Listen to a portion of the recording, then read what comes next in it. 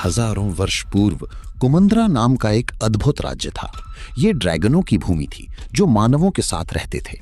राक्षसी शक्तियां और ड्रैगनों की लड़ाई के कारण कुमंद्रा 5 भागों में बट गया। पूंछ भूमि, रीढ़ भूमि, नाखून भूमि, हृदय भूमि और दंत भूमि। इन सभी में हृदय भूमि सबसे महत्वपूर्ण थी क्योंकि ड्रैगनों की अंतिम शक्ति ड्रैगन हीर इसमें रखी थी। हृदय भूमि के मुखिया बैंजा और उनकी बेटी चमचम इस शक्ति की रक्षा करते थे, लेकिन बाकी राज्यों के लोग सोचते थे कि हृदय भूमि की खुशहाली का कारण ड्रैगन हीर है।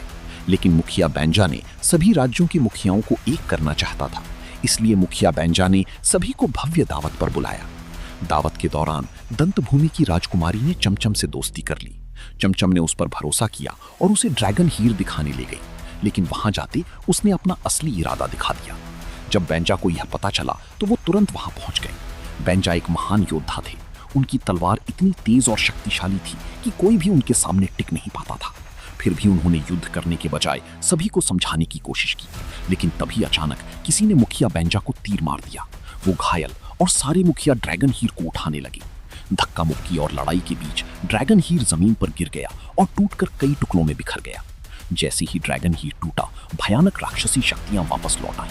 वे जिस किसी को छूती वो पत्थर की मूर्ति बन जाता। मुखिया बैंजा ने एक टुकड़ा उठाया और उस दानव की तरफ कर दिया। वो पीछे हट गया। ये देखकर सभी मुखिया एक एक टुकड़ा उठा ले जाते हैं।